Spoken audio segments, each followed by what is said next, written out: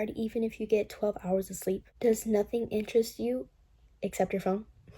Do you have brain fog? Are you irritable or feeling overwhelmed? Do you just feel burned out?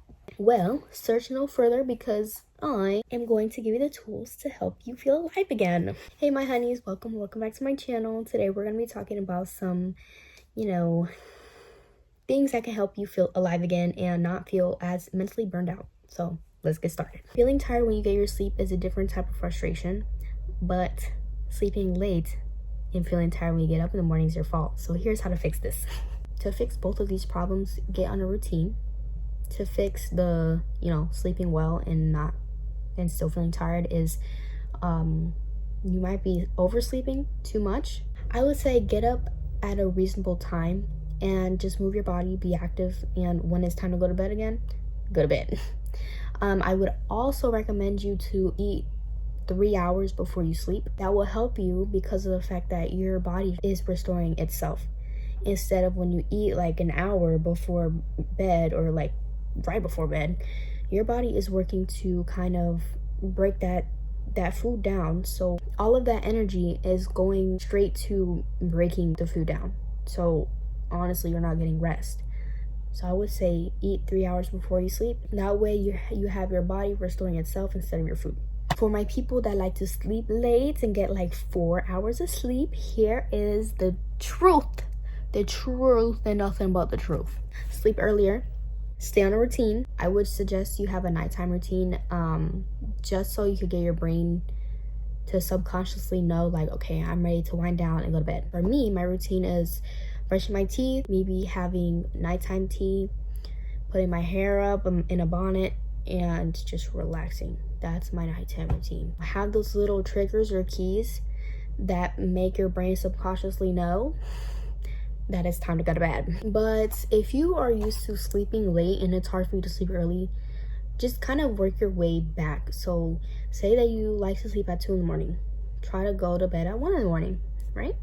And then from 1 in the morning, try to go to bed at like 12:30. And then from 12:30, try to go to bed at 11. My ideal time to go to bed is like 10 the latest. 10 the latest, because my schedule is like I gotta wake up early, so I need enough sleep for me to process. The next one is having little to no interest in doing anything, even the things that you used to like to do, because you have no energy, you just don't want to do it.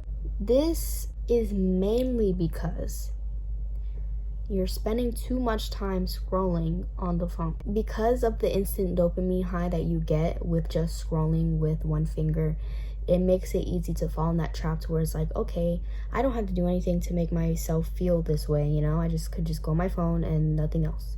That is going to dull all of your interest away. The dopamine is fake. With fake things, you're not having any real happiness or dopamine. It gets to a point where it's addicting and then it sucks the life out of you. Instead, you should cut back your time on using your phone and you know how you have the screen time and stuff like that.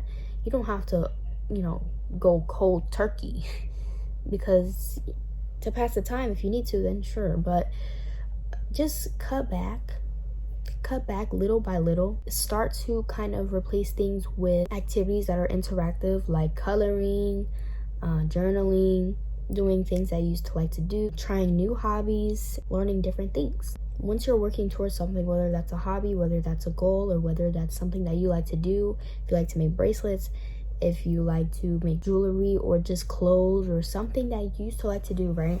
Once you're working towards that goal, right, and you achieve it, that's when you get the real dopamine. That's when you get the real like, oh, I did that shit, And those little things right there will make your interest go higher in different things, not just your phone. The next one is brain fog. Brain fog is not fun and it can be annoying at times. You forget things all the time and your brain feels foggy. And it's not a good feeling to have, but here's how to fix it. I would start off with things that cognitively challenge you, so you have more memory and you have more clarity and mind clearness. Definitely eating and hydrating enough, because when you don't eat, you're not getting nutrients.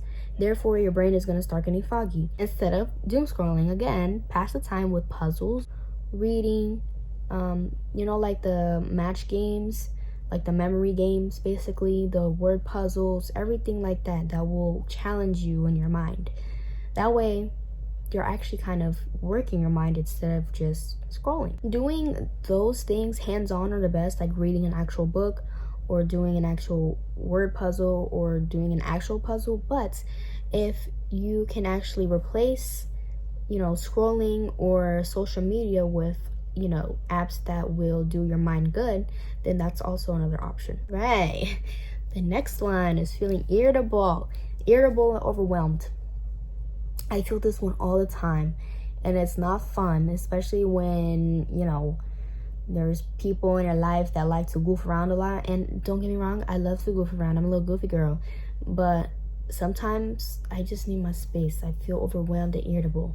But here's how to fix it. So first, taking time for yourself just to breathe, calm down. Take your journal out, write your feelings, write what you need to do, plan your stuff, and that way you have everything in order. You've already expressed yourself, you got everything in order, you don't feel as overwhelmed. Moving your body, doing yoga, doing stretches, doing meditation. This is basically like taking care of the mind here, so you won't feel overwhelmed or just irritable. You will feel more calm and collected. Besides planning your weeks or your days, self-care will actually help you calm down. And taking cold showers, I find what really helps for me too. Like in the morning after I'm done running or after I'm done going to the gym, I take a cold shower and just sit there. It is proven to lower your heart rate, especially like after the shower. Oh, it feels so good because of the fact that you took a cold shower. You're in your warm pajamas and you're just, I find that cold showers will make you more relaxed. All right, so the last but not least, girl, you're almost there, is burnout. Burnout is all of this, all of the above. It's just you don't want to do anything right now. You just want to lay in bed and just, you're just burned out. And that's okay. Everybody gets to that point.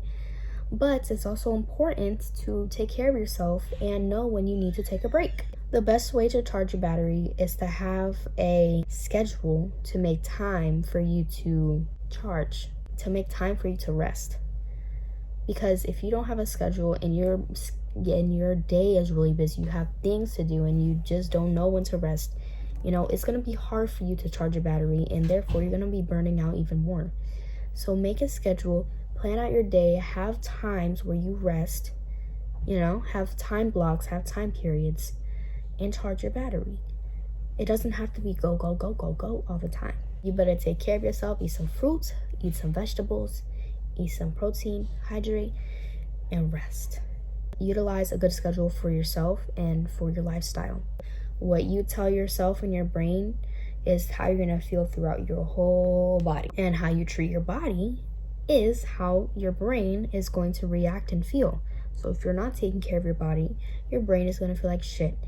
If you're not taking care of your brain, your body's gonna feel like shit. You don't feel like you want to do anything. You have no interest in doing things. Also, what you consume, either that's food, social media, anything, TV, what you consume will play a big role in what you feel day to day. That is it, my lovely honeys, and I will see you in my next video. I hope these facts and little tricks are helpful for you.